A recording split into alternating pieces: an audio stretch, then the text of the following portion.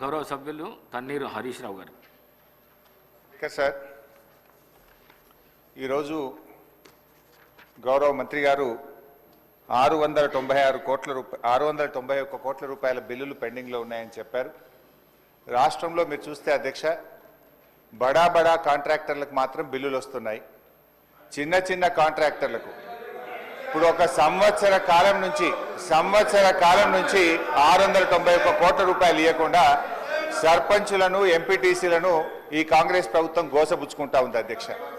చివరికి ఆ సర్పంచులు ఎంపీటీసీలు గవర్నర్ గారిని కలిసి మొరబెట్టుకున్నారు, మంత్రుల్ని కలిసి మొరబెట్టుకున్నారు. చలో అసెంబ్లీ కార్యక్రమానికి వస్తే వాళ్ళను అరెస్ట్ చేసి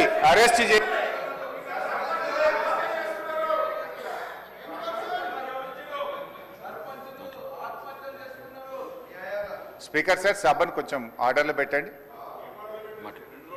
స్పీకర్ సార్, 2 రోజులు మొన్ననే ట్రైనింగ్ ఇచ్చింది, ఇదేనా సార్ ట్రైనింగ్? సార్ అధ్యక్ష, బీఆర్ఎస్ పాలనలో తెలంగాణ పల్లెలు అద్భుతంగా కేసీఆర్ గారి నాయకత్వంలో తీర్చిదిద్దబడ్డాయి. పల్లె ప్రగతి, పట్టణ ప్రగతి అనే కార్యక్రమం పెట్టి ప్రతి నెల పల్లె ప్రగతి కింద గ్రామాలకు 275 కోట్లు ఇచ్చాం, పట్టణ ప్రగతి కింద 150 కోట్ల రూపాయలు ఇచ్చాం. కానీ కాంగ్రెస్ ప్రభుత్వం వచ్చిన తర్వాత ఈ ఏడాది కాలంలో పల్లె ప్రగతి, పట్టణ ప్రగతి కింద 1 రూపాయి కూడా గ్రామ పంచాయతీలకు ఇవ్వకుండా పోవడం వల్ల ఈ రోజు ఈ సమస్య వచ్చింది అధ్యక్ష. ఇది నేను చెప్తున్నది కాదు, కేంద్ర ప్రభుత్వం చెప్పింది. దేశంలో ఉత్తమ గ్రామ పంచాయతీల అవార్డులు ప్రకటిస్తే టాప్ 20 అవార్డ్స్ లో 19 అవార్డులు తెలంగాణ రాష్ట్రానికి వచ్చాయి. 20లో 19 తెలంగాణకు తెచ్చిన ఘనత కేసీఆర్ గారిది, బీఆర్ఎస్ ప్రభుత్వాన్ని. సో ఆ రకంగా పల్లెలు చేశాం. ప్రతి గ్రామ పంచాయతీకి ట్రాక్టరు, ట్యాంకరు, ట్రాలీ, నర్సరీ, వైకుంఠధామము, డంప్ యార్డు పెట్టి తెలంగాణ పల్లెలు దేశానికి ఆదర్శంగా నిలిపిన ఘనత కేసీఆర్ది, బీఆర్ఎస్ పార్టీ. అధ్యక్ష, మేము గౌరవనీయులు మంత్రి గారిని కోరేది ఒక్కటే, ఇవాళ ఈ ప్రభుత్వం వచ్చిన తర్వాత ఎస్ఎఫ్సి నిధులు విడుదల కావట్లేదు. ఈజీఎస్ నిధులు కేంద్ర ప్రభుత్వం ఇచ్చినా డైవర్ట్ చేసినారు. 15th ఫైనాన్స్ కమిషన్ డబ్బులు కేంద్ర ప్రభుత్వం ఇస్తే డైవర్ట్ చేసినారు. జీపీ జనరల్ ఫండ్ కూడా వాళ్ళ డబ్బులు వాళ్ళు ఖర్చు పెట్టుకోవడానికి కూడా ఫైనాన్స్ నుంచి క్లియరెన్స్ ఇయ్యక, చెక్కులు పాసుగాక ఇవాళ సర్పంచులు ఆత్మహత్య చేసుకునేటువంటి పరిస్థితి వచ్చింది. అప్పులు చేసి బంగారం కుదబెట్టి పనిచేస్తే ఈ బిల్లులు ఇయ్యారు అధ్యక్ష. ఒక్క నవంబర్ నెలలో బడా కాంట్రాక్టర్లకు 1200 కోట్లకు పైగా బిల్లులు ఇచ్చారు. ఒక్క నెలలో 1200 కోట్లు బడా కాంట్రాక్టర్లకు ఇస్తారు.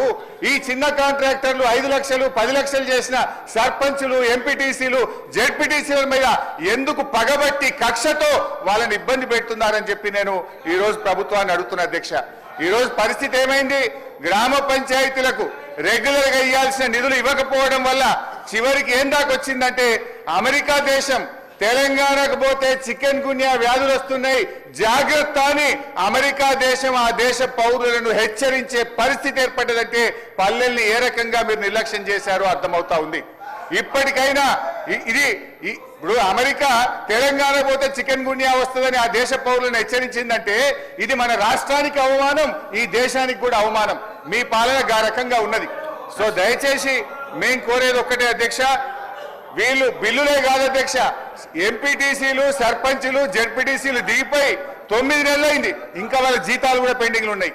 1వ తారీఖు జీతం ఇస్తామని చెప్తారు. జెడ్పీ చైర్మన్లకు, జెడ్పీటీసీలకు, ఎంపీటీసీలకు దిగిపోయి 9 నెలలైనా 3 నెలల జీతాలు పెండింగ్ ఉన్నాయి అధ్యక్ష. ఆ జీతాలు ఇయరైతే, పనిచేసిన దానికి బిల్లులు ఇయరైతే, వాళ్ళు మిత్తిలు కట్టలేక, అప్పులు కట్టలేక ఇవాళ చాలా బాధల్లో ఉన్నారు.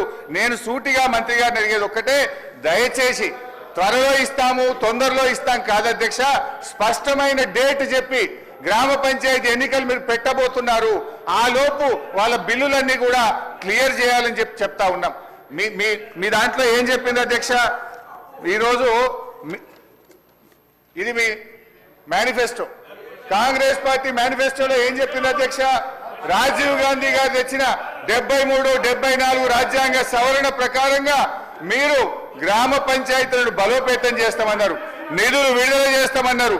కానీ మీరు అది ఏది కూడా చేయకుండా ఇవాళ మోసం చేస్తున్నారు. మాజీ సర్పంచ్లకు, మాజీ ఎంపీటీసీలకు పింఛన్లు ఇస్తామన్నారు, పింఛన్ మాట దేవుడు కానీ వచ్చే జీతం కూడా ఇస్తలేదు అధ్యక్ష. గా పింఛన్ కూడా ఎప్పటి నుంచి ఇస్తారో, జీతాలు ఎప్పటిలో క్లియర్ చేస్తారో, బిల్లులు ఎప్పటిలో క్లియర్ చేస్తారో స్పష్టంగా చెప్పాలని మీ ద్వారా అడుగుతా ఉన్నా. గౌరవ సభ్యులు కొత్త ప్రభాకర్ రెడ్డి గారు. కొత్త ప్రభాకర్ రెడ్డి గారు. గౌరవ సభ్యులు పల్ల రాజేశ్వర రెడ్డి గారు. అధ్యక్ష, పంచాయతీరాజ్ బలోపేతం చేసింది కాంగ్రెస్ పార్టీ అని చెప్పేసి చాలాసార్లు కూడా